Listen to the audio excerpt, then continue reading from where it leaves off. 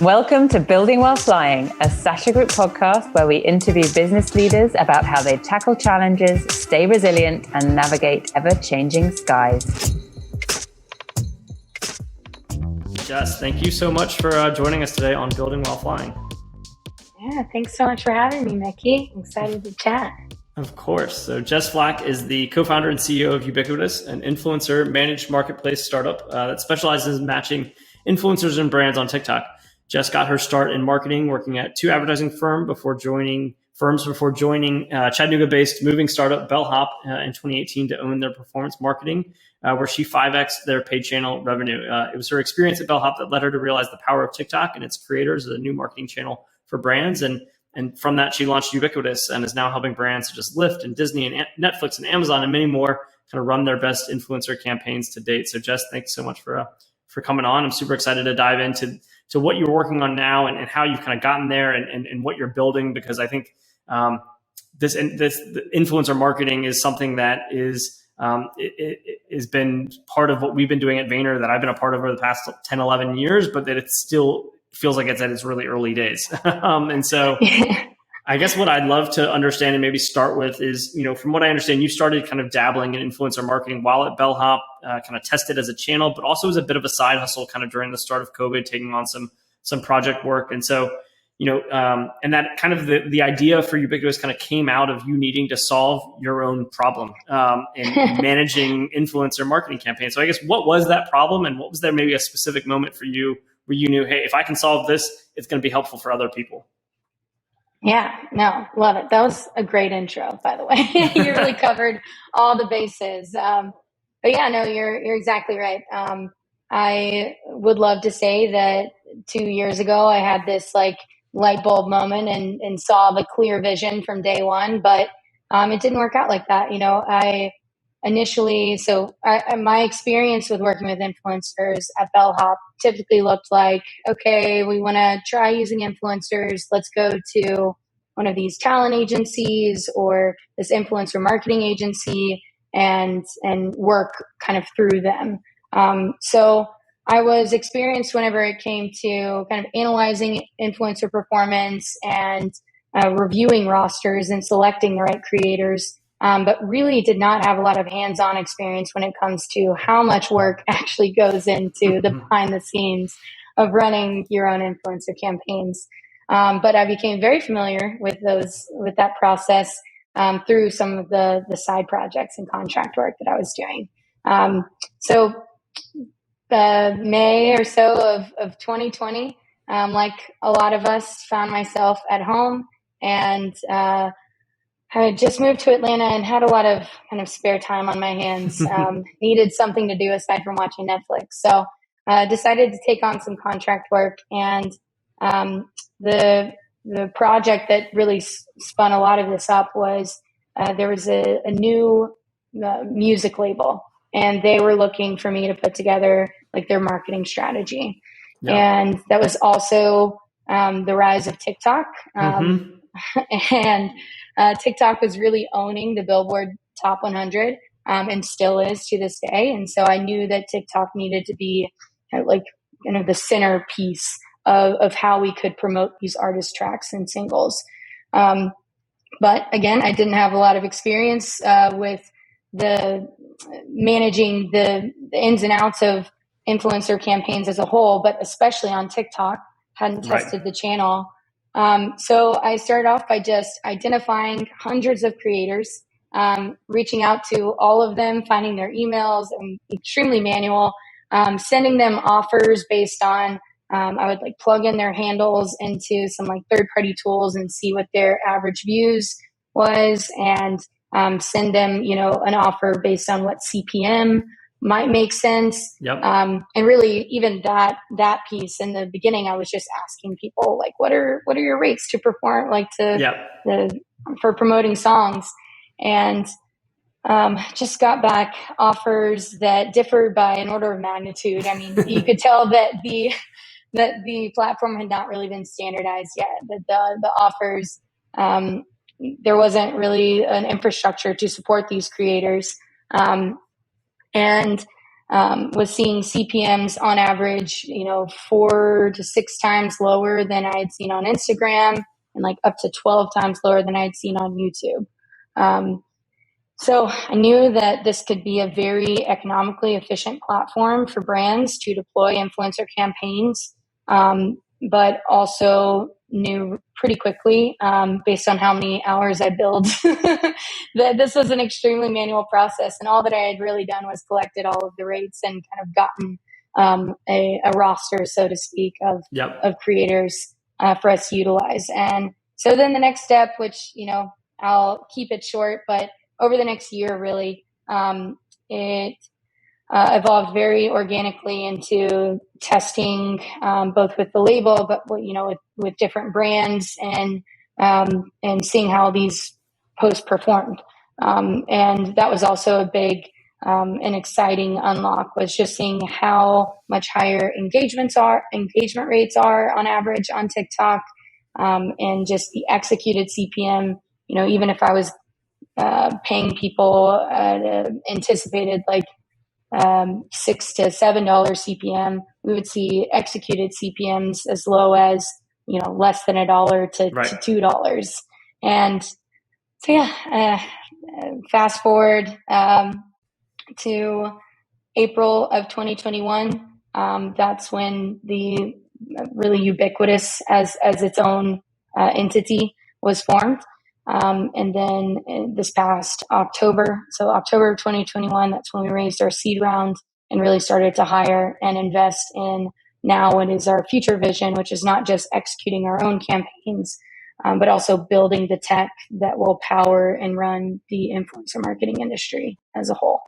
So I'd love for maybe to start to break that down a little bit more on the process side, right? So like right now, it sounds like you kind of started it as a service where you were managing kind of influencer marketing campaigns, having used that experience freelancing and through bellhops and things like that. But also now you've got kind of that vision for that managed marketplace. So I guess how if a brand wanted to talk to you today, how are they coming in? What does that process kind of look like? Yeah. We've been very fortunate from the beginning in that we have focused so much on kind of the brand experience and the creator experience. Now at this point, around 50% of our business is repeat. So everything, we get a lot of leads on the website. Influencer marketing, but especially on TikTok, is just such a new and exciting thing for a lot of brands. So there's a lot of demand there. So that's how we've grown. But you're right in that we started off as a service, and the way that we engage with a lot of brands today is very service-like. We will either get a lead through our website or a referral or repeat. We understand what their goals are, what their budget is. We craft a strategy and do a strategic proposal, giving them like a few examples of some of the creators within our network. And kind of the strategy that we would suggest for them to accomplish their goals. Once we get sign off and kind of collaborate during the proposal stage, then we send over just a really simple SOW. And from there, it's booked, and we pass it off to our campaign management team and our content production teams. Campaign management team, they work directly with brands to keep them updated, to work through approvals and keep everything on track, like a project manager. And then the content production teams work directly with our creator network in developing the content, everything from collecting or, negotiating and finalizing the offers and rates, to collecting concepts and drafts, and then managing the go live process. So a lot of back and forth, but we have these two teams very much dedicated and focused on the two sides to our marketplace business. And then in the future, and what we're building internally, is how, I think it's an interesting approach, rather like for a product-led company, to not be pre-revenue. We are executing campaigns today.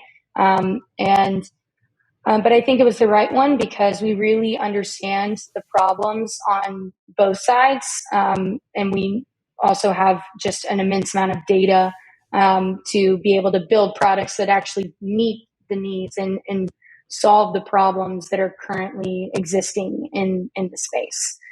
And I'd love to talk maybe a little bit about some of those challenges or problems that are in the space, right? Because I mentioned before, like we've probably tested almost every iteration of ways to manage influencer campaigns at within the VaynerX world, and certainly even within the Sasha Group, where we've done it in house. We've partnered with companies who have a roster of influencers, maybe more like Ubiquitous at its current stage, but maybe who do outreach on their own. We've worked with self-serve platforms where you put out a brief as kind of a call and you get a lot of responses. I guess what I've always found is that there's always more work that's going to be done that maybe a team or client kind of anticipates, right? Like there's just more back and forth. There's more manual work that kind of always exists there. And so I guess, what are you building at Ubiquitous to address that? Or how do you talk about the fact just on some level that, any client that's getting into their space, how do you set their expectations that, listen, this is going to be more manual work than you probably think if it's just like, here, let's just check this box. Totally. I mean, that is our thesis in the space, is that it's not just, there's not a one size fits all SaaS solution out there that can really meet the needs of both brands and creators. We are creating a managed marketplace where we'll still always maintain some level of human QA, human like a human layer to make sure that both the creator posts and the content that's being developed meets the brief and will perform well and accomplish the goals that the brand has set out to accomplish. But also for brands, for any brand that's used one of these self-service kind of platforms, yes, they have an immense amount of data, but they kind of serve as like the Yelp or the Yellow Pages of influencer marketing. Like you still have to go through the process of identifying, negotiating, messaging, content creation. And so you're right. Like, even though all that data is there, it's still on you as the marketer to make all of the decisions and kind of do the hand holding.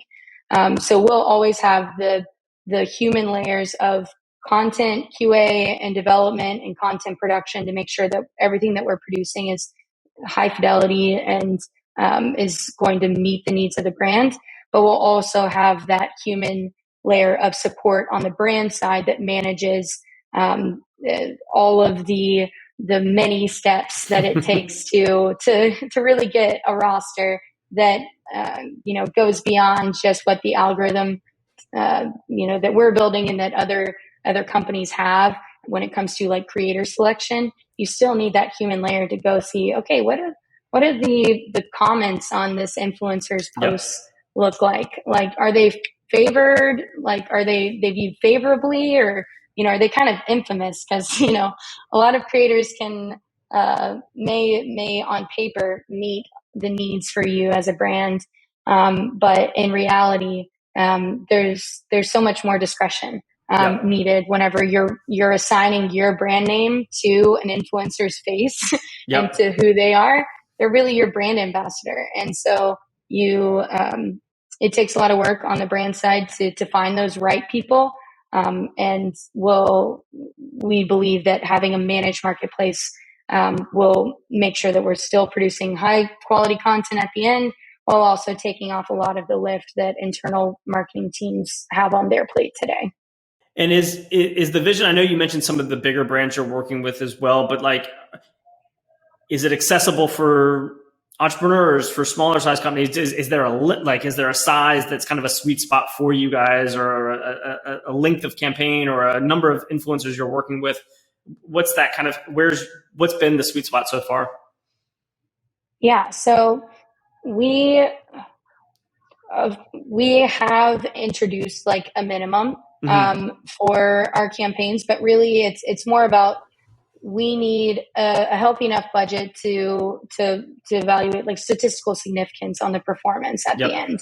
I think for any brand that is looking at testing spending less than like $15K on testing influencer marketing within a single month, then there are those self-serve platforms out there where, yes, it'll be kind of time consuming, but you can, it's not significant enough of a budget that it is going to take up all of your time. So if you're just wanting to test a few creators and see how it goes, we always kind of suggest, okay, maybe this is something that you can manage internally. Our bread and butter is managing budgets at scale.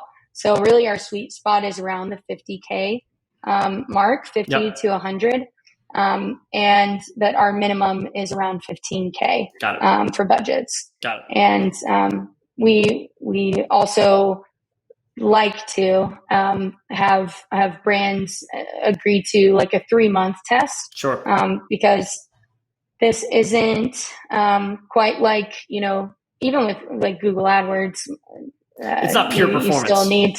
It's not pure performance. Exactly. It's not a water faucet. Like we're building an irrigation system here, and like we need that time to view not only like how the campaigns performed the day that they go live, but also what are the long tail effects. What's the brand lift look like on your organic and direct traffic within the week that they went live and the month that they went live. And that's where you really get a more accurate picture of performance from a channel like influencer marketing. And I know you guys kind of got kicked off with the opportunity around TikTok, but you've expanded to other platforms as well. But I'd love to, I guess, maybe just, TikTok has obviously had a meteoric rise to, now kind of the number one driver of culture, and it's still, the top downloaded app and everything like that. And that's also in some ways brought back organic reach to social media, right? Yeah.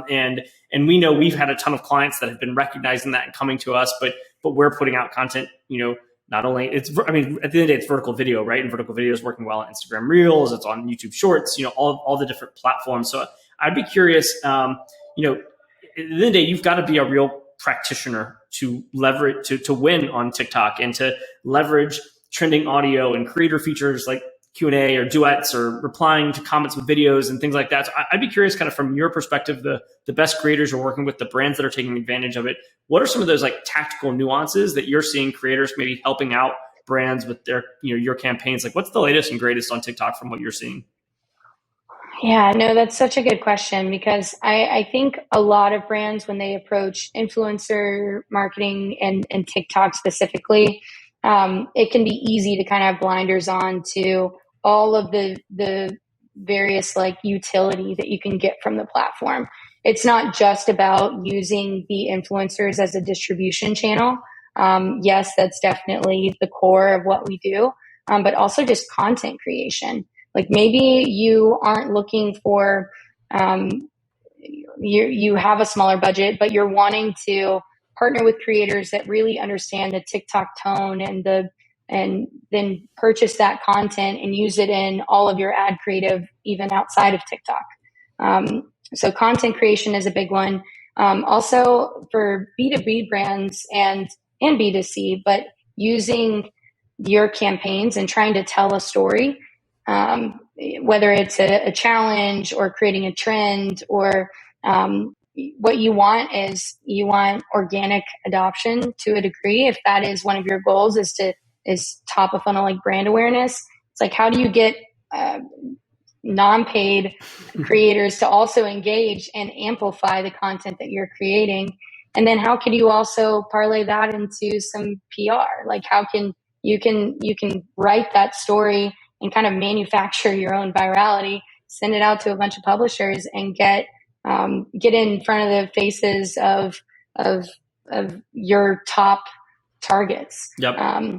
I've talked about that a bit to a lot of our like B2B brands where, with B2B specifically, you have such a target and like very,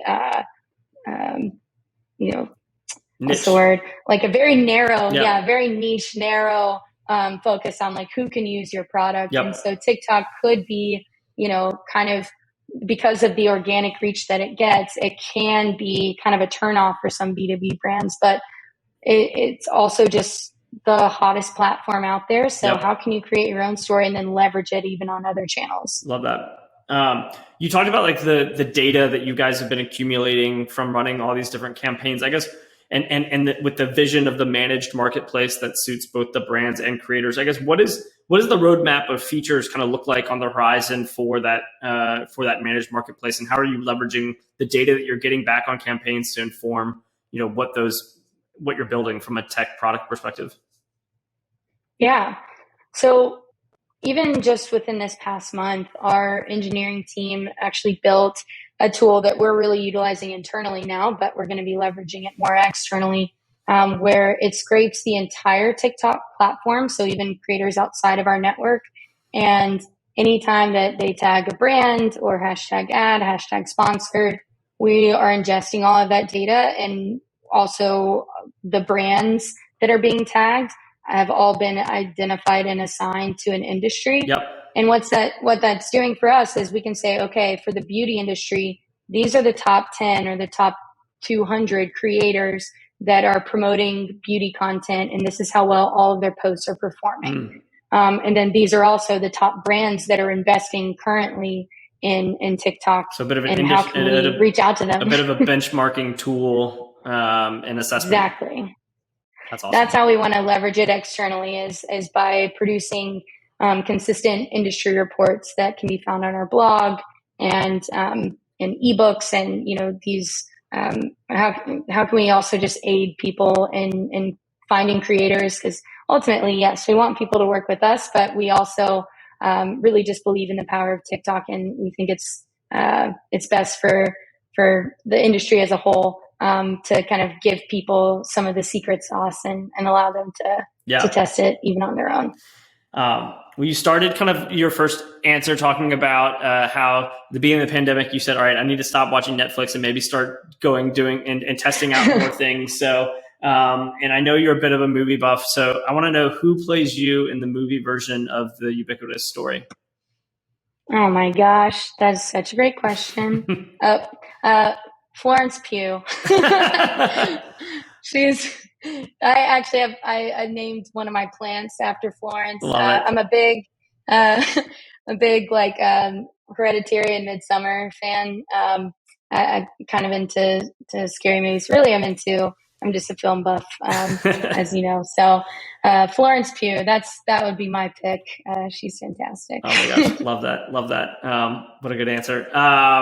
Awesome. So the last question we ask to kind of all of our guests, but we call this podcast Building While Flying because when you're at the stage you're at of growth, like it's important to keep calm under pressure the way that the pilots do, right? And so when your back's against the wall, when you're faced with a tough decision for your business, what's that internal like pilot's checklist, so to speak, that kind of guides you and helps you kind of get through it? Actually, our CFO Paul gave me some great advice a few months ago when I was in one of those like, oh gosh, what's going to happen? Like blah, blah, blah. He said, hey, funnel your energy into the things that you can control. Like what can you do right now that will take a lot of that nervous energy and make a meaningful and material impact on the business today? Yep. There will always be a running checklist. Working in this industry, and I mean just working in general, you never really reach that place until you retire that you can fully turn it all off. So the checklist never goes away, but what can you do today that'll make a material impact? And if you do that consistently and you do that daily, you'll find yourself a month from now feeling like, oh wow, look how much we accomplished, and all those things I was worried about going wrong or the things that I thought just had to go right, they all fell into place. Yeah. It's also, I think, great perspective just on, control what you can control. There's so much you can't control, right? Like, and you've got to have peace with the fact that like, yep, there's so much that's outside of our control. What are the levers we can pull and not get distracted or worry or lose energy on the things you can't control? Exactly. It's all about like having a vision, but also holding loosely enough to that vision to like leave room for innovation and new ideas. And yeah, awesome. Keep moving forward. Awesome. Keep building. Well, thanks so much for taking time to share a bit about the growth story of Ubiquitous and you as well. And really looking forward to seeing what you guys build. Awesome. Thank you so much. I've enjoyed it.